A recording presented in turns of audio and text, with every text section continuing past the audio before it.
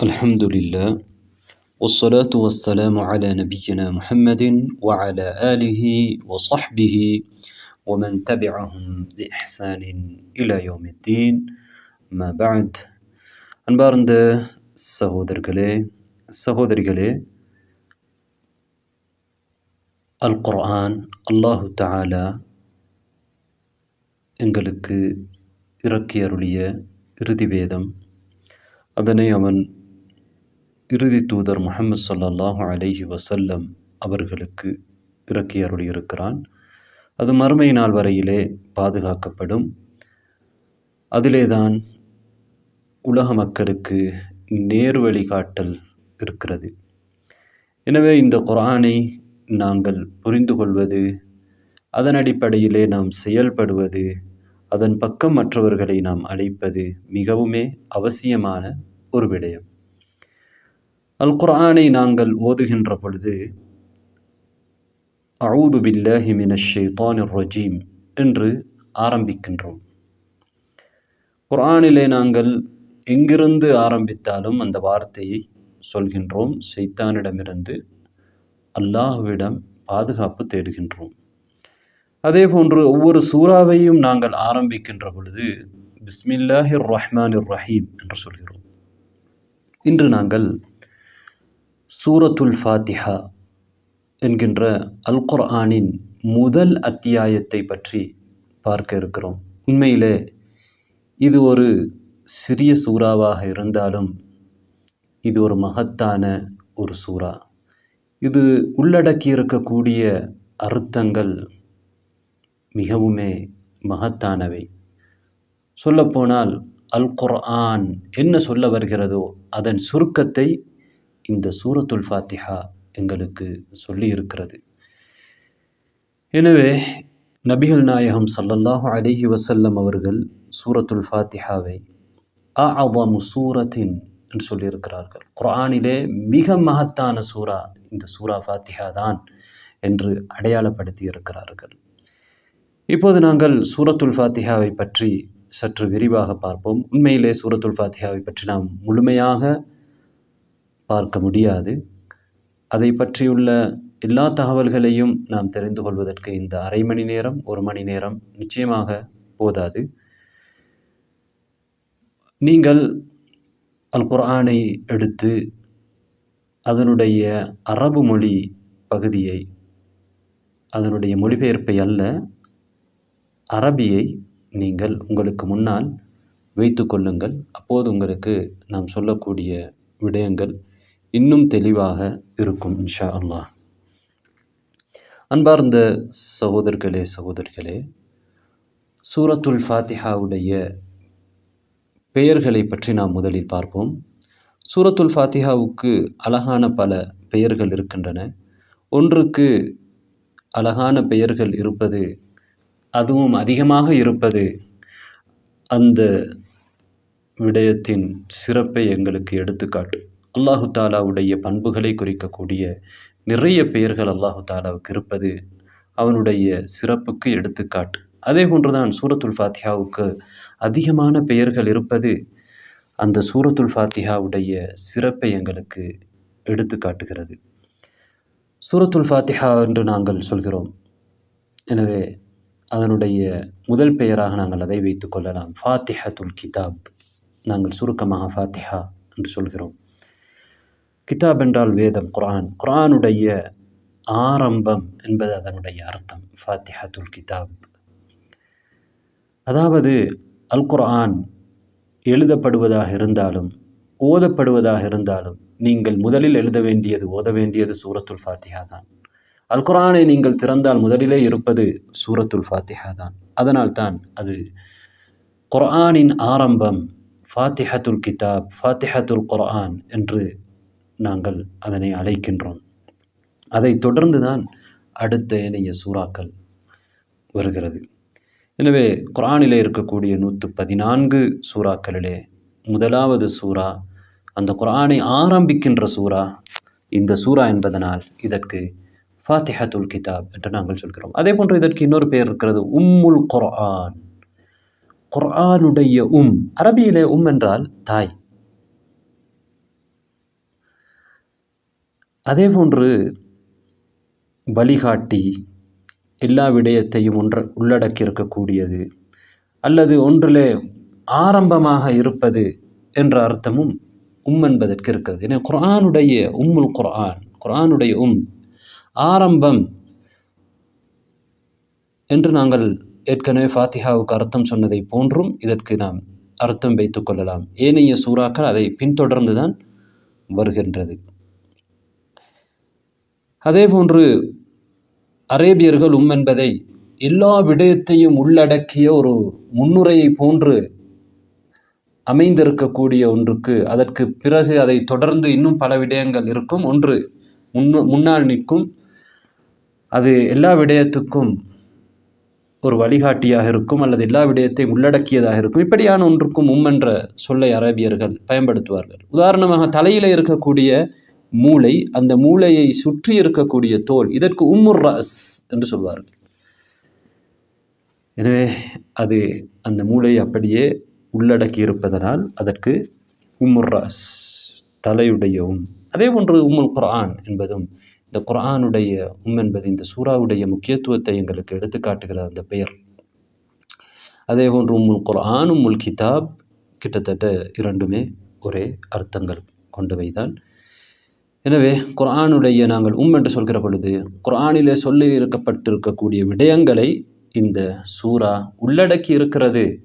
அதற்கு குர்ஆனிலே என்ன சொல்லப்பட்டிருக்கிறது என்பதற்கான ஒரு வழிகாட்டியாக இந்த ஃபாத்திஹா சூரா இருக்கிறது என்றும் கூட நாம் எடுத்துக்கொள்ளலாம். அதே போன்று இந்த குர்ஆனுக்கு இருக்கக்கூடிய இன்னொரு அந்த ஃபாத்திஹா சூராவுக்கு இருக்கக்கூடிய இன்னொரு பெயர் தான் அஸ்ஸபஉல் மசானி. சபஉல் மசானி அதன் அர்த்தம் என்னவென்றால் திரும்ப திரும்ப ஓதப்படுகிற 7 வசனங்கள். அல்லாஹு தாலா குர்ஆனிலே நபிகள் நாயகம் ஸல்லல்லாஹு அலைஹி வஸல்லம் அவர்களை பார்த்து என்ன சொல்கிறான்? உங்களுக்கு திரும்ப திரும்ப ஓதப்படுகிற 7 வசனங்களையும் மகத்தான குர்ஆனையும் தந்திருக்கிறோம் என்று அல்லாஹ் சொல்கிறான். திரும்ப திரும்ப ஓதப்படுகிற 7 வசனங்கள் மகத்தான குர்ஆனை உங்களுக்கு தந்திருக்கிறோம் என்று அல்லாஹ் சொல்கிறான். எனவே அந்த வசனத்திலே சொல்லப்பட்ட அஸ்ஸபஉல் மசானி என்பது இந்த சூரத்துல் ஃபாத்திஹா தான் என்பதை நபிகள் நாயகம் ஸல்லல்லாஹு அலைஹி வஸல்லம் அவர்கள் சஹீஹான ஹதீஸிலே எங்களுக்கு விளக்கி இருக்கிறார்கள். அதே போன்று அல் குர்ஆனுல் அதீம் என்றும் அல்லாஹு தஆலா அந்த ஆயத்திலே சொல்கிறான். அதுவும் ஃபாத்திஹாவை தான் குறிக்கிறது என்பதை நபிகள் நாயகம் ஸல்லல்லாஹு அலைஹி வஸல்லம் அவர்கள் எங்களுக்கு தெளிவுபடுத்தி இருக்கிறார்கள். அதே போன்று எனவே திரும்ப திரும்ப ஓதப்படுகிற வசனங்கள் சபஉல் மசானி என்றால் நாங்கள் சூரத்துல் ஃபாத்திஹாவை தான் எங்களுடைய வாழ்க்கையிலே அதிகமாக ஓதுகிறோம். ஏனென்றால் எங்களுடைய ஒவ்வொரு தொழுகையிலும் ஒவ்வொரு ரக்காத்திலும் அதனை நாங்கள் திரும்ப திரும்ப ஓதுகின்றோம். அது சுன்னத்தான தொழுகையாக இருந்தாலும் ஃபர்லான தொழுகையாக இருந்தாலும். எனவே அவை திரும்ப திரும்ப ஓதப்படுகிற வசனங்களாக சூரத்துல் ஃபாத்திஹாவுடைய வசனங்கள் இருக்கின்றன. அதே போன்று அல் குர்ஆனுல் அதீம், மகத்தான குர்ஆன் என்று அல்லாஹு தாலா இந்த சூரத்துல் ஃபாத்திஹாவை குறிப்பிடுவதிலிருந்து குர்ஆன் உள்ளடக்கி இருக்கக்கூடிய எல்லா விடயங்களையும் சுருக்கமாக இந்த சூரத்துல் ஃபாத்திஹா எங்களுக்கு சொல்லியிருக்கிறது என்பதை நாம் இன்ஷா அல்லாஹ் அதனுடைய விளக்கத்திலே பின்னால் உங்களால் புரிந்து கொள்ள முடியும். அதே போன்று இந்த சூரத்துல் ஃபாத்திஹாவுக்கு இருக்கக்கூடிய இன்னொரு பெயர் சூரத்துல் ஹம்த் என்றால் அல்ஹம்துலில்லாஹி ரப்பில் ஆலமீன் என்று அல்ஹம்த் என்று ஆரம்பிப்பதனால் அதற்கு அல்ஹம்த் என்கின்ற பெயர் இருக்கிறது. இந்த பெயர்கள் பொதுவாக ஹதீஸ்களிலே இடம்பெற்றிருக்கக்கூடிய பெயர்கள். நபிகள் நாயகம் ஸல்லல்லாஹு அலைஹி வஸல்லம் அவர்கள் இந்த சூறாவை இவ்வாறான பெயர்களை கொண்டு அழைத்திருக்கிறார்கள் என்பதை நாங்கள் பார்க்க முடிகிறது. அடுத்ததாக சூரத்துல் ஃபாத்திஹாவுடைய சிறப்புகளை நாங்கள் பார்ப்போம். சூரத்துல் ஃபாத்திஹாவுக்கு நிறைய சிறப்புகள், தனித்துவங்கள் இருப்பதை நாம் தெரிந்து கொள்ளலாம். சூரத்துல் ஃபாத்திஹாவை பொறுத்தவரையிலே நபிகள் நாயகம் ஸல்லல்லாஹு அலைஹி வஸல்லம் அவர்கள் அதற்கு பல சிறப்புகளை கூறியிருக்கிறார்கள். அதிலே ஒரு சிறப்பு என்னவென்றால் சூரத்துல் ஃபாத்திஹா ஒளி. இதற்கு முன்னால் எந்த ஒரு நபிக்கும் கொடுக்கப்படாத ஒரு சூரா. ஜிப்ரீல் அலைஹிஸ்ஸலாம் அவர்கள் நபிகள் நாயகம் ஸல்லல்லாஹு அலைஹி வஸல்லம் அவர்களோடு இருக்கின்ற ஒரு தருவாயிலே வானத்திலே ஒரு சத்தம் கேட்கிறது. தலை உயர்த்தி பார்த்துவிட்டு சொல்கிறார்கள், வானத்திலே ஒரு கதவு திறக்கப்பட்டிருக்கிறது. இன்றுதான் அந்த கதவை திறக்கப்பட்டிருக்கிறது. அதிலிருந்து ஒரு வானவர் இறங்குகிறார்.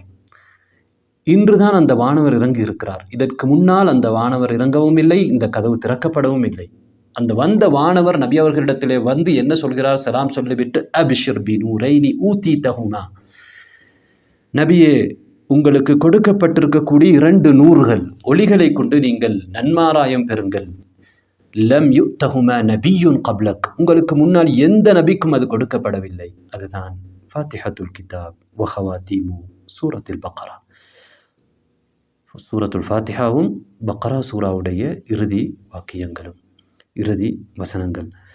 லன் தக்ரஅ பிஹர்ஃபின் மின்ஹுமா இல்லா உஅதீதஹ், அதில் ஒரு ஹர்ஃபை நீங்கள் ஓதினாலும், ஒரு வார்த்தையை நீங்கள், ஒரு சொல்லை நீங்கள் ஓதினாலும் அதற்காக நீங்கள் கூலி கொடுக்கப்படுவீர்கள். எனவே இந்த சூரத்துல் ஃபாத்திஹாவுக்கு மகத்தான சிறப்பு இருக்கிறது. அவர் ஒளி, அதற்கென்றே அதை பற்றிய நன்மாராயம் சொல்வதற்கே அல்லாஹு தஆலா வானத்திலே ஒரு கதவை திறந்து ஒரு வானவரை அனுப்பி அந்த நற்செய்தியை நபி அவர்களுக்கு சொல்கிறான் என்றால் இந்த சூறாவுடைய முக்கியத்துவம் என்ன என்பதை, அதனுடைய சிறப்பு என்ன என்பதை நாம் புரிந்து கொள்ள முடியும்.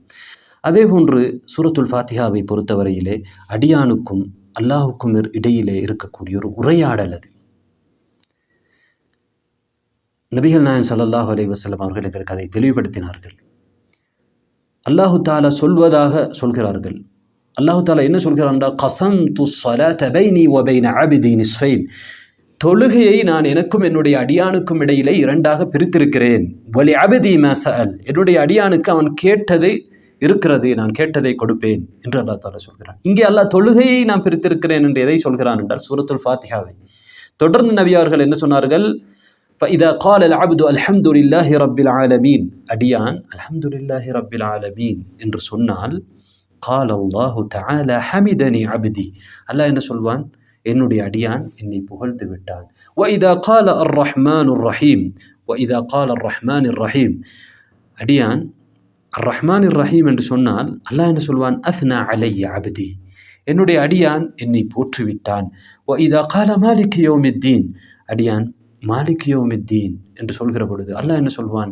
மஜ்ஜதனி அப்தி, என்னுடைய அடியான் என்னை உயர்வாக்கி விட்டான், என்னை கீர்த்திப்படுத்தி விட்டான் என்று அல்லாஹ் சொல்வான்.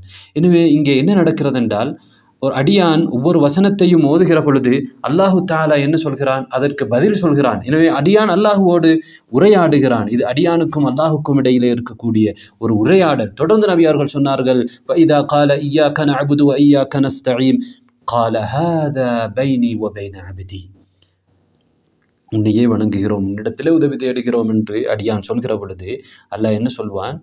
இது எனக்கும் என்னுடைய அடியானுக்கும் இடையிலே இருக்கக்கூடிய ஒரு விடயம். வலி அப்தி மா ஸஅல், என்னுடைய அடியானுக்கு அவன் கேட்டது இருக்கிறது, அவன் கேட்டதை நான் கொடுப்பேன்.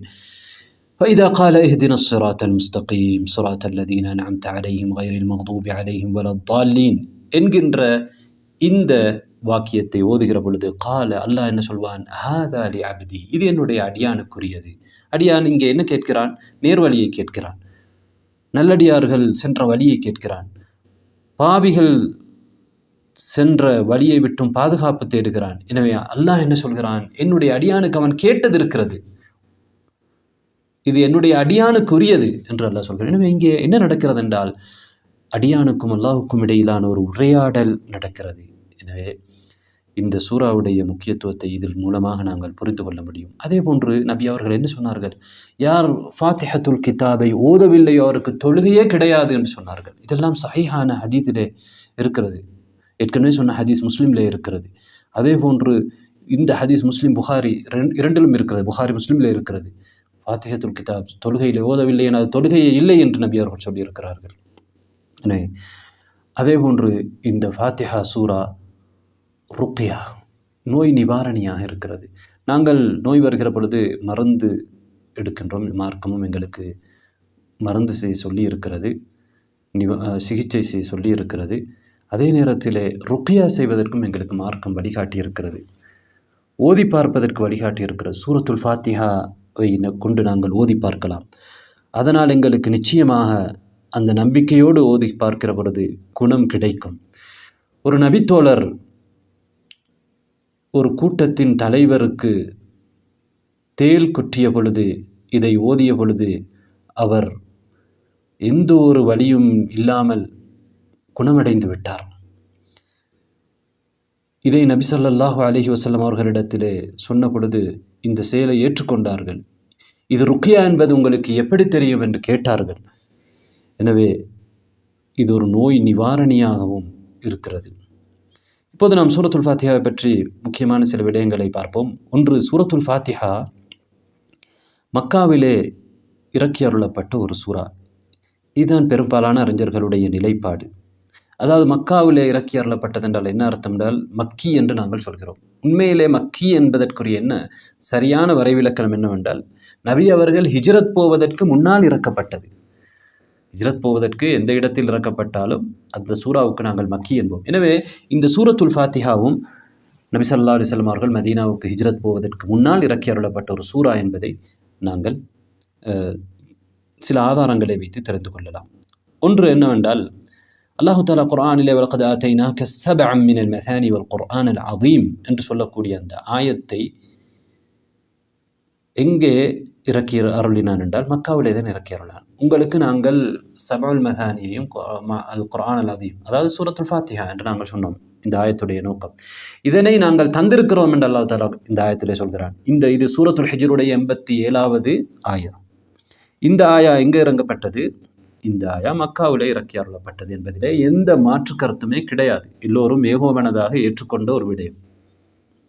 எனவே இந்த ஆயத் மக்காவிலே இறங்கியதாக இருந்தால், எனவே இந்த ஆயத்துக்கு முன்னால் சூரத்துல் ஃபாத்திஹா இறக்கி அருளப்பட்டிருக்க வேண்டும் என்பதுதான் வெளிப்படையான எங்களுக்கு விளங்கக்கூடியதாக இருக்கிறது. அதேபோன்று தொழுகை மக்காவிலே வைத்தே கடமையாக்கப்பட்டு விட்டது.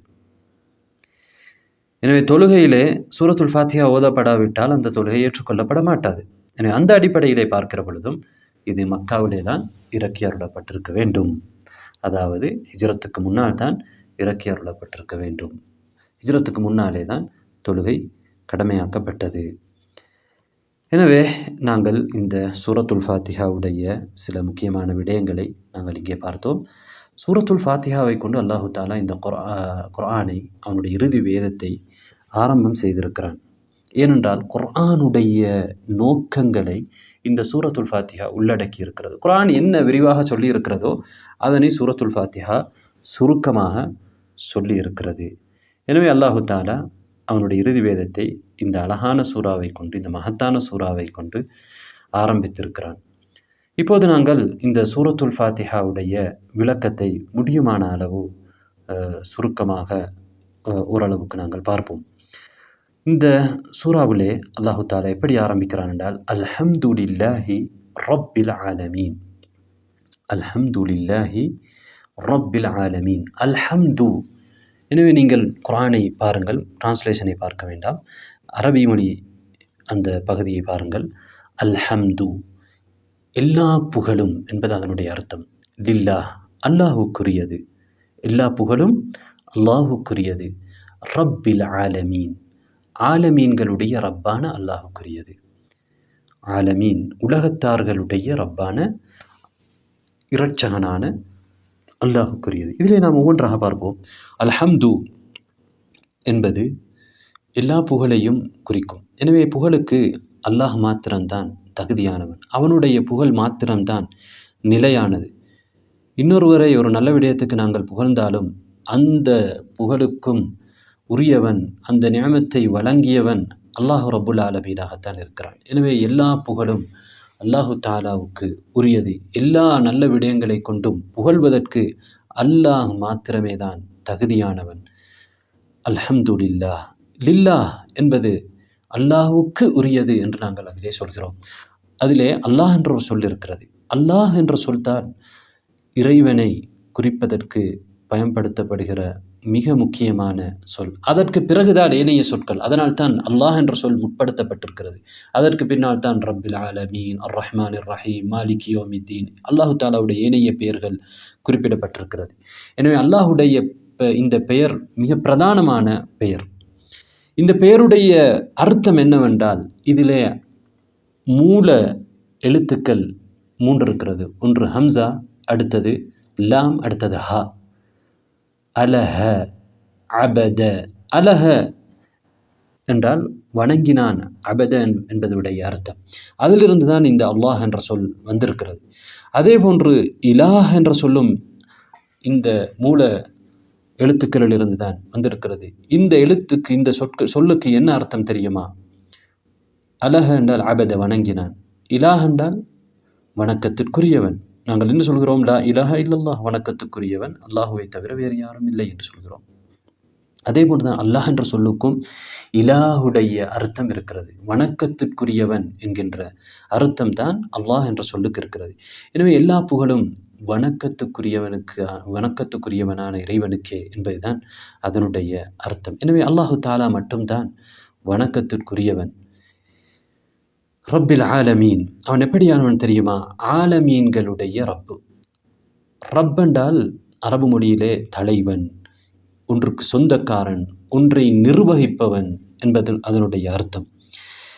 எனவே ஆலமீன் என்றால் அல்லாஹுவை தவிர உள்ள எல்லாமே ஆலமீன்.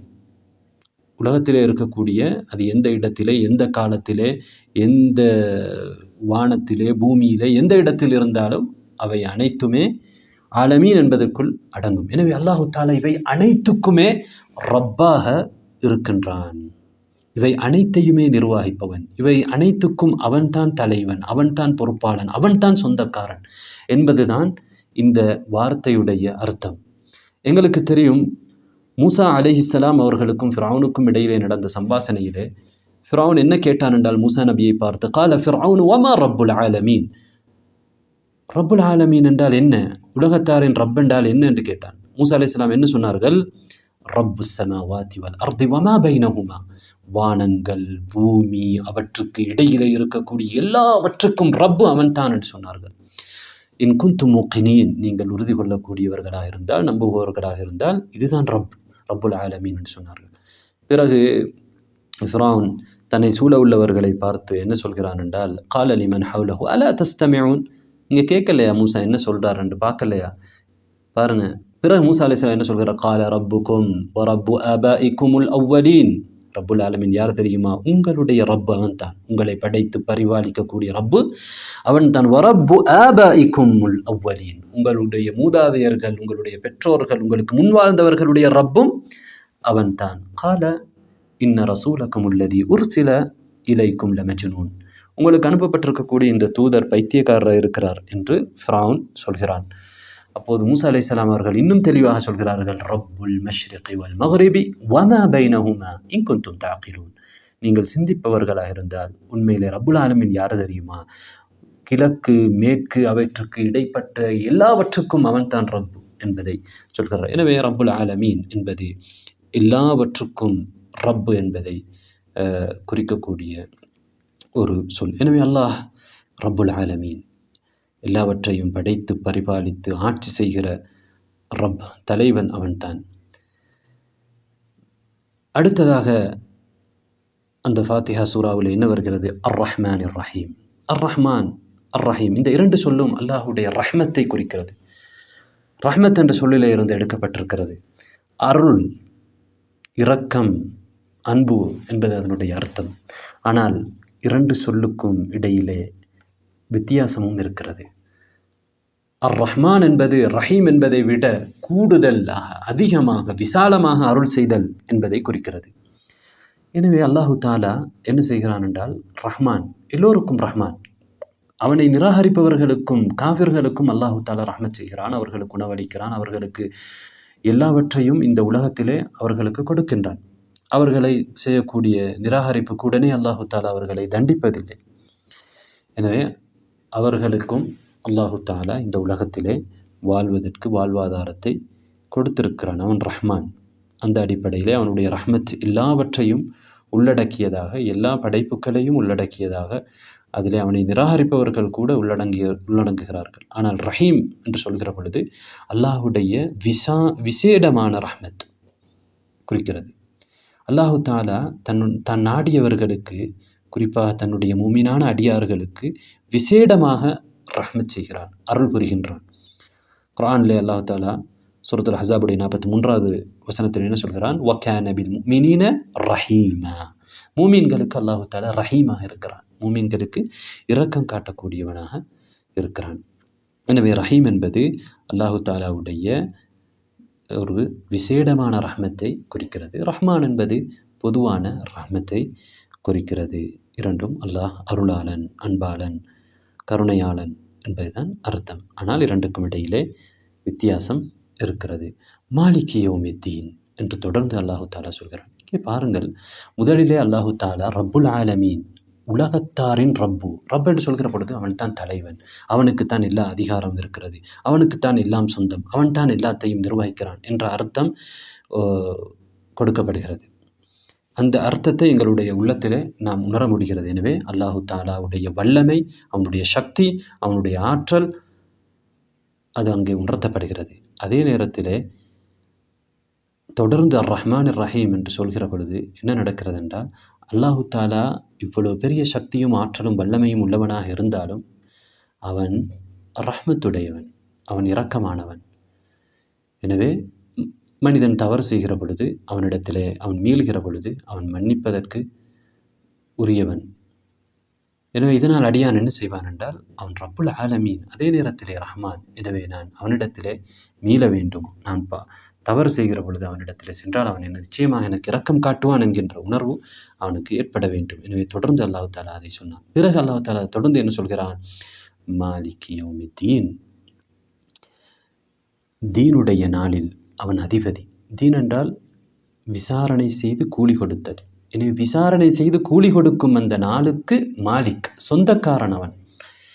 இங்கே அல்லாஹு தாலா என்ன சொல்ல வருகிறான்? அல்லாஹ் ரஹ்மான் ரஹீம். அதே நேரத்திலே நீங்கள் பொடுபோக்காக இருந்து விடாதீர்கள். பொடுபோக்காக இருந்து அல்லாஹ் என்னை மன்னித்து விடுவான், நான் வேண்டிய தவறெல்லாம் செய்து விடலாம், அல்லாஹ் ரஹ்மத்துக்குரியவன் தானே? இல்லை, ரஹ்மத்துக்குரியவன் தான். அதே நேரத்திலே நீங்கள் அந்த நாளை பயந்து கொள்ளுங்கள். அந்த நாளில் உங்களுடைய அமலுக்கு விசாரணை நடக்கும், அதற்கேற்ற கூலி உங்களுக்கு கிடைக்கும். அந்த நாளில் உங்களுக்கு எந்த அதிகாரமும் கிடையாது. அந்த நாளுடைய மாலிக் நான் தான், அந்த நாளுடைய அதிபதி நான் தான்.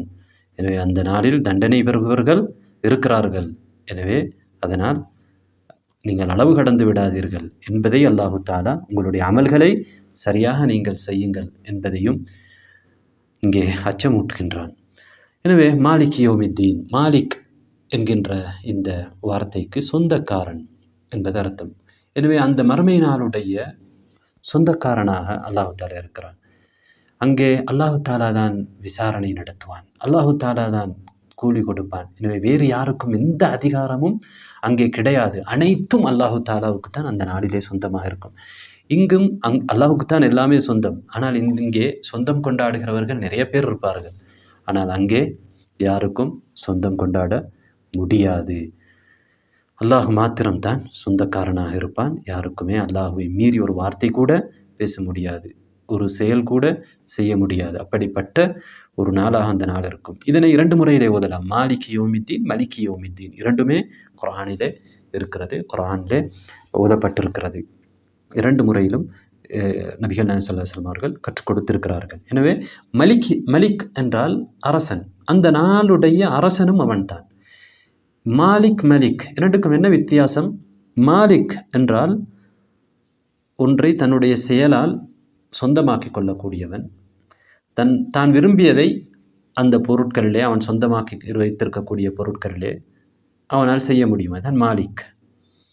ஒரு வீட்டுக்கு மாலிக், சொந்தக்காரன் என்றால் அவன் விற்கலாம், அதனை இரவலாக கொடுக்கலாம், அல்லது அதனை ஒரு கூலிக்கு கொடுக்கலாம், அவனுக்கு விரும்பியதை செய்யலாம்.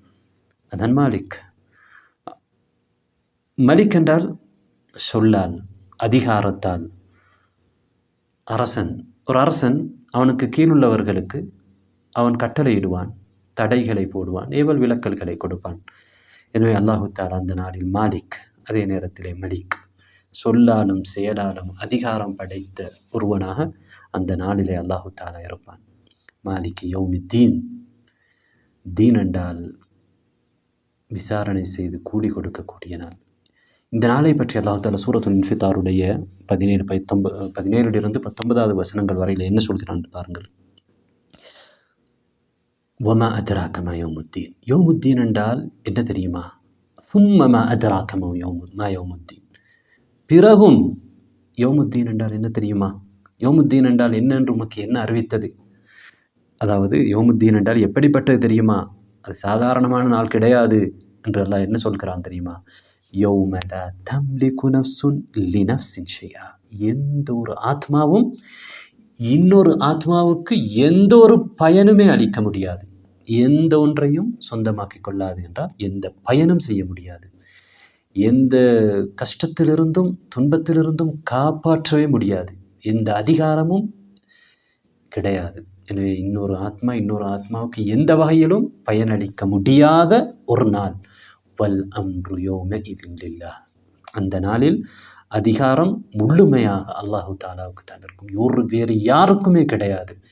எனவே யாருமே எங்களை அந்த நாளில் காப்பாற்ற முடியவே முடியாது. அப்படிப்பட்ட நாள் என்பதை அல்லாஹு தாலா இந்த வசனங்களில் எங்களுக்கு சொல்கிறான். எனவே இது பயங்கரமான நாள். மாலிக் யௌமித்தீன். அந்த நாளில் அல்லாஹ் தாலா என்ன சொல்வான்? லிமனில் முல்குல் யௌம் லில்லாஹில் வாஹிதில் கஹார். இந்த நாளிலே இன்றைய நாள் அதிகாரம் ஆட்சி யாருக்கு? அல்லாஹ்வே அதுக்கு பதில் சொல்வான். லில்லாஹில் வாஹிதில் கஹார். யாவற்றையும் மிகைத்த ஏக இறைவனான அல்லாஹுக்கு மாத்திரம்தான். எனவே அப்படிப்பட்ட ஒரு நாள் அல்லாஹு தாலா பூமியை பிடித்து விடுவான், வானத்தை வலது கையால் சுருட்டி விடுவான். எங்கே உலகத்தின் ஆட்சியாளர்கள் என்று கேட்கக்கூடிய நாள் அந்த நாள். எனவே அப்படிப்பட்ட ஒரு பயங்கரமான நாளில் இருந்து அல்லாஹ் எங்களை பாதுகாக்க வேண்டும். தொடர்ந்து அல்லாஹ் என்ன சொல்கிறான்? இய்யாக நஅபுது வ இய்யாக நஸ்தஈன். உன்னையே நாங்கள் வணங்குகிறோம். அல்லாஹ் எங்களுக்கு சொல்கிறான். இவ்வளவு பண்புகள் உள்ள அல்லாஹ், இவ்வளவு பண்புகளை கொண்ட பூரணமான பண்புகளை கொண்ட அந்த ரப்பு, அவனை மாத்திரம்தான் நாங்கள் வணங்குகிறோம். இய்யாக, உன்னையே, நஅபுது, நாங்கள் வணங்குகிறோம். இங்கே உன்னை வணங்குகிறோம் என்று மட்டும் சொல்லவில்லை, நஅபுதுக என்று சொல்லாமல் அல்லாஹ் எப்படி சொல்லித் தருகிறான்? இய்யாக நஅபுது, உன்னையே வணங்குகிறோம். அதனுடைய அர்த்தம் என்ன?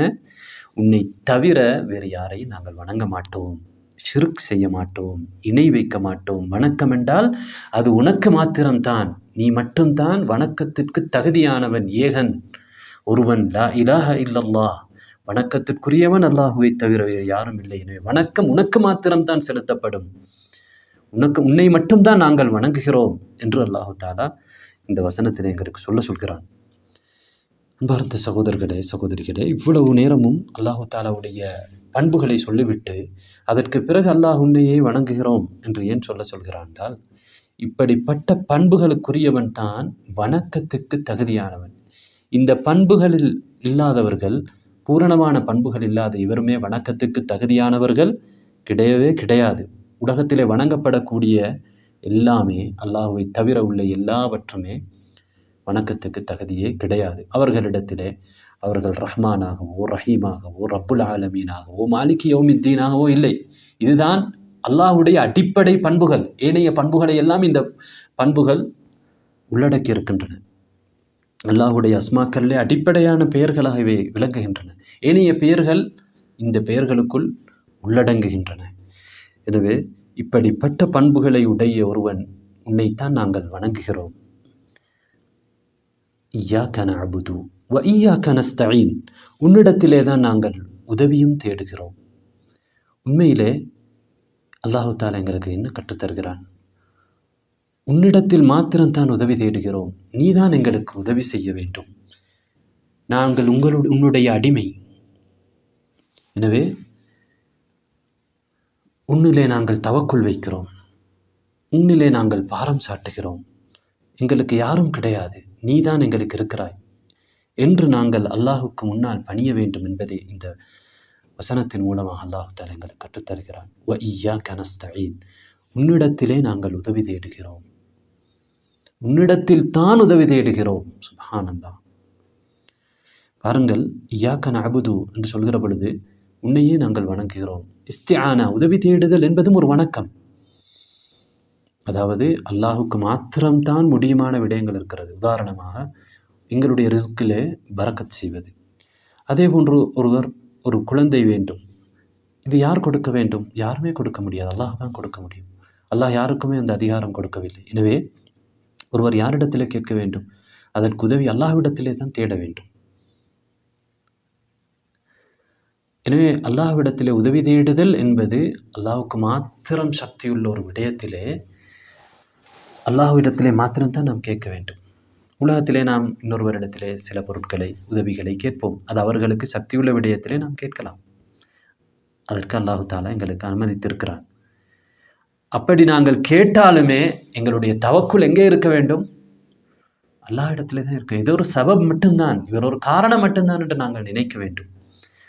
ஆனால் உண்மையாக எங்களுக்கு உதவி செய்பவன் அல்லாஹு தாலா தான். அவர் நினைத்தாலும் அல்லாஹ் நாடவில்லை என்றால் நடக்காது. என்றால் அல்லாஹ் தான் அவரை காரணமாக சபபாக வைத்திருக்கிறான். ஆனால் உண்மையாக உதவி செய்யக்கூடிய தவக்குல் எங்களுக்கு அல்லாஹ்விடத்திலே தான் இருக்க வேண்டும். இங்கே நான் என்ன சொல்ல வந்தேன் என்றால், இஸ்திஆனா உதவி தேடுதல், அல்லாஹ்விடத்திலே நாங்கள் பிரார்த்திப்பது, உதவி தேடுவது, அது ஒரு வணக்கம். நஅபுது என்பதிலே அதுவும் அடங்கிவிட்டது. என்றால் நஅபுது என்பது எல்லா வணக்க தொழுகை, நோன்பு, எல்லா வணக்கமும் அதிலே உள்ளடங்கும்.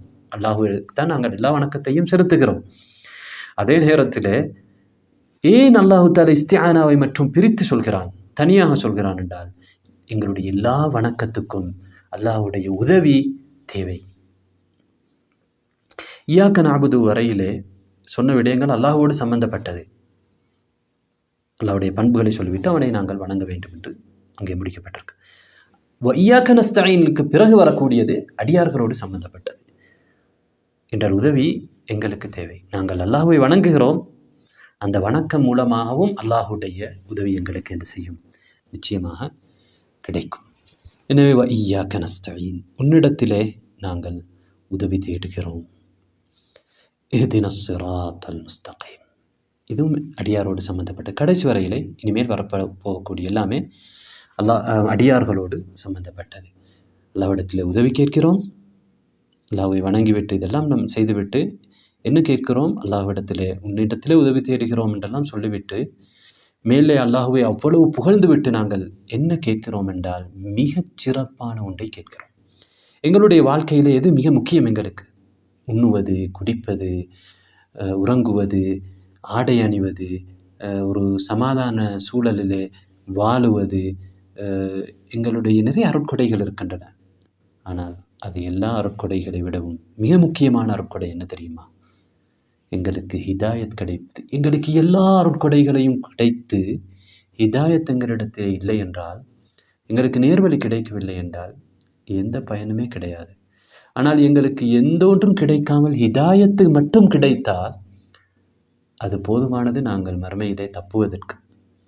எனவே இவ்வளவு அல்லாஹுவை புகழ்ந்து விட்டு, அல்லாஹுவை உன்னைத்தான் நாங்கள் வணங்குகிறோம், உன்னிடத்தில் தான் உதவி தேடுகிறோம், நீ தான் உதவி செய்ய வேண்டும், உன்னை மாத்திரம்தான் வணங்குகிறோம், இதையெல்லாம் நாம் சொல்லி அல்லாஹ்விடத்திலே எங்களுடைய இறைஞ்சலை முன்வைத்து என்ன கேட்கிறோம்? எங்களுக்கு நேரான வழியை காட்டு, நேரான வழியிலே எங்களை செலுத்திவிடு. இஹ்தினஸ் ஸிராத்தல் முஸ்தகீம், ஹிதாயத்தை கேட்கிறோம். இதுதான் ஒரு மனிதனுடைய வாழ்க்கையிலே அவன் பெற வேண்டிய மிக முக்கியமான ஒன்று. இது கிடைக்கவில்லை என்றால் எது கிடைத்தாலும் பயன் கிடையாது. அன்பார்ந்த சகோதரர்களே, சகோதரிகளே, இஹ்தினா எங்களுக்கு வழிகாட்டு, ஹிதாயா எதை காட்டு? அஸ்ஸிராத்தல், சிராத் பாதை, அல் முஸ்தகீம் நேரான பாதை, நேரான பாதை எங்களுக்கு காட்டு, வளைவில்லாத தெளிவான பாதையை எங்களுக்கு காட்டு. அந்த பாதையிலே நாங்கள் பயணிப்பதற்கான, எங்களுடைய நோக்கத்தை அடைவதற்கான தெளிவான வழியை காட்டு என்று நாங்கள் அல்லாஹ்விடத்தில் கேட்கிறோம். இங்கே பாருங்கள், சிராத்துல் முஸ்தகீம் தெளிவான பாதை என்பது என்ன? அதனை எங்களுக்கு காட்டு என்பது மட்டுமல்ல, அதிலே எங்களை வழிநடத்து என்பதும் இந்த இஹ்தினா என்பதிலே இருக்கிறது. ஏனென்றால் ஹிதாயத் இரண்டு வகை. ஒன்று இதுதான் சரியான வழி என்று காண்பிப்பது. இதற்கு நாங்கள் என்ன சொல்வோம்னா ஹிதாயத்து இர்ஷாத், வழிகாட்டு. அல்லாஹ் தஆலா நபியை பற்றி குர்ஆனில் என்ன சொல்கிறான்?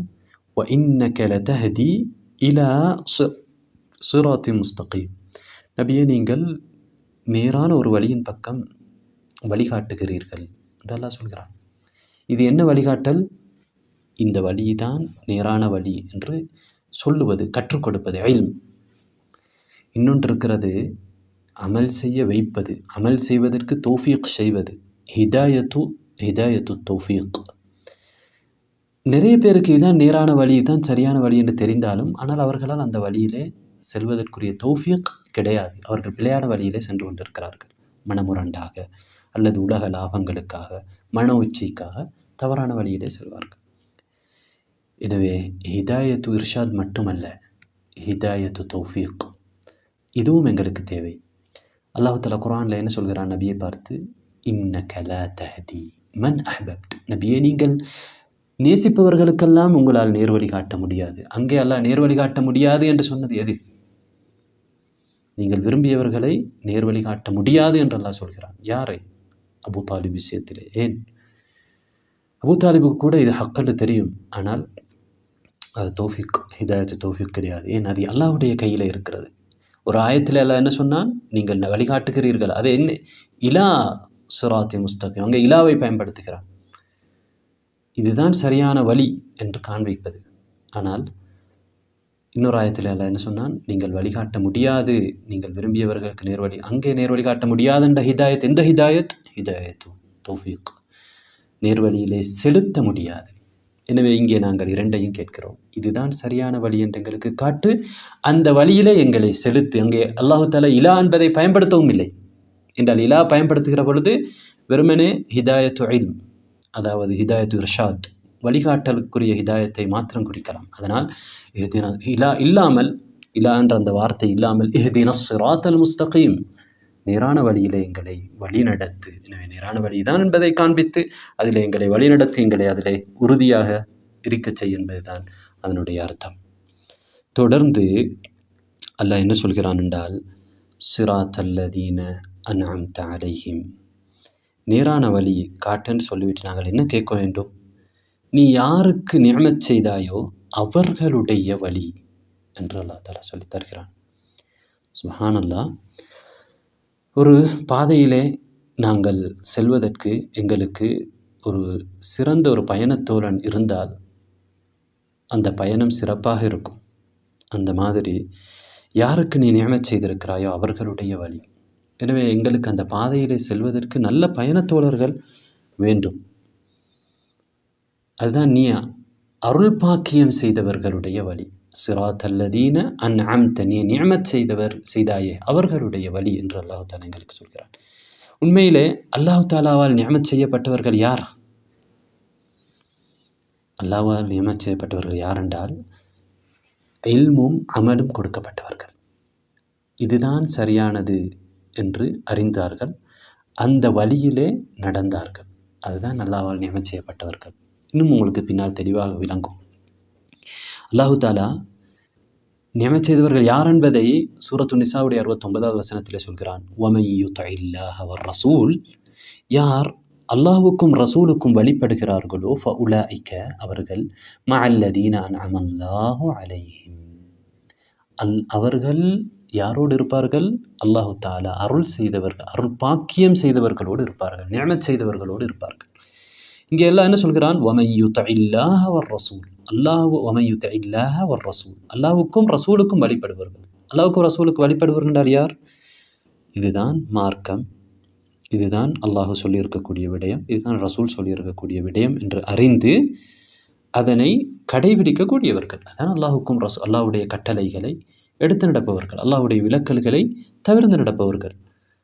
எனவே அல்லாஹ் ரசூல் என்ன சொல்லியிருக்கிறார்கள், குர்ஆனும் ஹதீஸும் என்ன சொல்கிறது என்பதை அறிந்து அந்த இல்ம் இருக்க வேண்டும். அதே நேரத்தில் அமல் இருக்க வேண்டும். இருந்தால் இப்படியானவர்கள் யாரோடு இருப்பார்கள்? அல்லாஹ் நிஅமத் செய்தவர்களோடு இருப்பார்கள். இன்னும் அல்லாஹ் தெளிவாக சொல்கிறான். யார் அந்த நிஅமத் செய்தவர்கள் தெரியுமா? மினன் நபியீன், நபிமார்கள், வஸ்ஸித்தீகீன், சித்தீகீன். யார் நபிமார்கள்?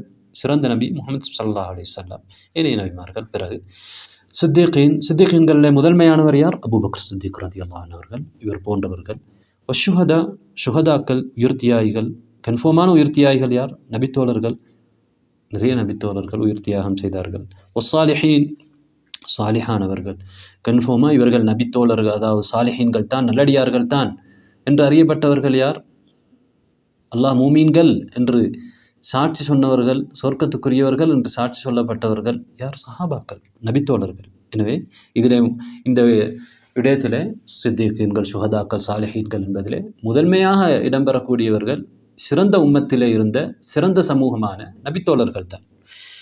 எனவே அப்படியானவர்களுடைய வழியை எங்களுக்கு காட்டு என்று தான் நாங்கள் கேட்கிறோம். சிராத்தல் லதீன அன்அம்த அலைஹிம், நீ நிஅமத் செய்தவர்களுடைய வழி. யார் நிஅமத் செய்யப்பட்டவர்கள்? நபிமார்கள், சித்திகீன்கள், சுஹதாக்கள், சாலிஹீன்கள் என்று அல்லாஹ் வேறு வசனத்திலே சொல்கிறான். வஹசுன உலாஇக ரஃபீகா, அவர்கள் தோழமை கொள்வதற்கு அவர்கள் சிறந்தவர்கள், தோழர்களால் அவர்கள் சிறந்தவர்கள் என்றும் அல்லாஹ் தஆலா சொல்கிறான். எனவே சிறந்த தோழர்கள் அவர்கள் தான். எனவே அவர்களுடைய வழியை எங்களுக்கு காட்டு. இந்த பாதையிலே நாங்கள் மட்டுமல்ல, எங்களுக்கு முன்னாலும் நிறைய பேர் சென்றிருக்கிறார்கள். அவர்கள் தான் நபிமார்கள், சித்திகீன்கள், சுஹதாக்கள். இந்த உம்மத்தின் சிறந்தவர்கள் யார்? நபித்தோழர்கள். எனவே அவர்களுடைய பாதையை நாங்கள் இங்கே கேட்கிறோம். இங்கே தொடர்ந்து அல்லாஹு தாலா என்ன சொல்கிறான் என்றால், கைரில் மக்தூபி அலைஹிம், நீ கோபப்பட்டவர்களுடைய அவர்கள், நீ கோபப்பட்டவர்கள் அல்ல. யார்? நீ நிஅமத் செய்தவர்கள், உன்னுடைய கோபத்துக்கு அல்ல. கைரில் மக்தூபி அலைஹிம் என்றால் கோபத்துக்கு உள்ளானவர்கள் அல்ல. எனவே கோபத்துக்குள்ளானவர்கள் என்று ஒரு கூட்டம் இருக்கிறார்கள். சத்தியத்தை அணுகுவதிலே நியமத் செய்யப்பட்டவர்கள் யார் என்றால் இல்மும் அமலும் கொடுக்கப்பட்டவர்கள். கோபத்துக்குள்ளானவர்கள் யார்? யூதர்கள், அல்லாஹ்வுடைய கோபத்துக்குள்ளானவர்கள். அவர்களை போன்று நடப்பவர்களும் அல்லாஹ்வுடைய கோபத்துக்குள்ளானவர்கள். ஏன் அவர்கள் கோபத்துக்குள்ளானார்கள்? அவர்களிடத்திலே இல்ம் இருந்தது, தெரியும் இது சத்தியம் என்று. ஆனால் மனமுரண்டாக மனோ இச்சையை பின்பற்றி உலக லாபங்களுக்காக என்ன செய்தார்கள்? அந்த சத்தியத்தை எடுத்து நடக்கவில்லை. தெரிந்து அதுக்கு முரண்பட்டார்கள். இனி அவர்கள் கடுமையான குற்றவாளிகள். தெரியாமல் ஒன்றை, அறிவில்லாமல் செய்வதை விடவும் அறிந்தறிந்து அதனை செய்யாமல் இருப்பது, அதனை கைவிடுவது, புறக்கணிப்பது மிகப்பெரிய குற்றம். அதனால் மக்தூப் அலைஹிம், அல்லாஹ் ஆரம்பமாக சொல்கிறான், கைரில் மக்தூபி அலைஹிம் என்ற கடுமையான குற்றவாளிகள் அவர்கள். அவர்கள் அல்ல நியமத் செய்யப்பட்டவர்கள், உன்னுடைய கோபத்துக்குள்ளானவர்கள் அல்ல. அல்லாஹ்வுடைய கோபத்தை தான் இங்கே சொல்லப்படுகிறது. ஆனாலும் உன்னுடைய கோபம் என்று மரியாதைக்காக அல்லாஹ்வுடைய கோபம் என்று இங்கே சொல்லப்படவில்லை. அல்லாஹ்வோடு நாங்கள் உரையாடுகின்ற இந்த நேரத்திலே கைரில் மக்தூபி அலைஹிம், கோபத்துக்கு உள்ளாகாதவர்கள் அவர்கள்.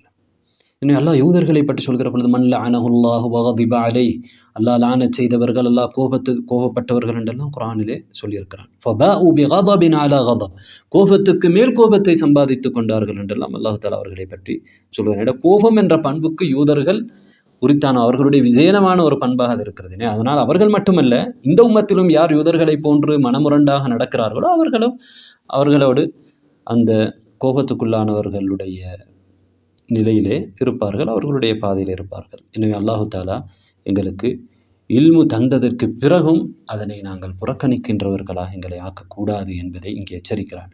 சத்தியத்தோடு, இல்மோடு, அமலோடு ஒரு மக்கள் எப்படி நடக்கிறார்கள் என்பதை அல்லாஹு தாலா இங்கே மூன்றாக பிரித்து காட்டியிருக்கிறான். ஒன்று நியமத் செய்யப்பட்டவர்கள், அவர்கள் இன்ம அறிந்து அமல் செய்யக்கூடியவர்கள். அடுத்தது மக்தூபு அலைஹிம், கோபத்துக்குள்ளானவர்கள், இல்மை அறிந்து எடுத்து நடக்காதவர்கள். அடுத்தது வலத்தாலீன், அவர்கள் வழிகேடர்களும் அல்ல. நீ நியமத் செய்தவர்கள் வழிகேடர்களும் அல்ல. அப்படியானவர்களுடைய வழியை எங்களுக்கு காட்டு என்று நாங்கள் கேட்கிறோம். யார் அந்த வழிகேடர்கள்? வழிகேடு என்றால் என்ன? அரபு மொழியிலே தொல்ல என்றால் என்ன என்றால் அடிப்படை அர்த்தம் ஒன்றை சரியான பாதையை தவறவிட்டவர்கள். எனவே சரியான பாதை இதுதான் என்று அவர்களுக்கு தெரியவில்லை, அதை தேடுவதிலே அவர்கள் குறை வைத்து விட்டார்கள், அல்லது கண்மூடித்தனமாக பின்பற்றி விட்டதனால் அவர்களுக்கு இது சரியான பாதை ஒன்று இருக்க வேறொன்றை சரியான பாதை என்று நினைத்து கொண்டிருக்கிறார்கள். எனவே சரியான பாதையை தவறவிட்டவர்கள் தால்லீன், தான் வழிகேடர்கள், வழி தவறியவர்கள் என்பதற்குரிய அர்த்தம் அதுதான். இது யாருக்கு மிக பொருந்தும் என்றால் நசாரா. ஏன் நசாராவை பற்றி அல்லாஹு தாலா குர்ஆனிலே சொல்கிற பொழுதும் அவர்களை வழிகேடர்கள் என்று வர்ணித்திருக்கிறான். அவர்களுடைய வரலாற்றை நாங்கள் பார்த்தாலும் அவர்கள் சத்தியத்தை தவறவிட்டார்கள். யாரோ ஒருவர் உருவாக்கியதை, ஈசா நபி அவர்கள் உருவாக்கியது, அவர்கள் கொண்டு வந்த மார்க்கம் என்று நினைத்து கொண்டார்கள். அதனால் தவறான வழியிலே அவர்களுடைய வரலாற்றிலே போனார்கள். எந்த அளவுக்கென்றால் அவர்களுடைய அடிப்படை இறை கோட்பாட்டிலேயே கடுமையான கருத்து வேறுபாட்டை அவர்கள் வரலாறுகளை கொண்டார்கள். அதற்கு பெரிய பிரச்சனை அவர்களுக்குள்ளே வந்தது. அவர்கள் சில கட்டங்களிலே முடிவுக்கு வருவதற்கு அவர்களுடைய ஒன்றுகூடல்களிலே எதை பற்றி விவாதிக்கிறார்கள் என்றால், அவர்களுடைய திருத்துவத்தை பற்றி, அவர்களுடைய இறை கோட்பாட்டை பற்றி. இதிலே அது கடுமையான கருத்து முரண்பாடு. இப்படி ஒரு கருத்து முரண்பாடு வருகிற அளவுக்கு அவர்கள் சத்தியத்தை இழந்தார்கள்.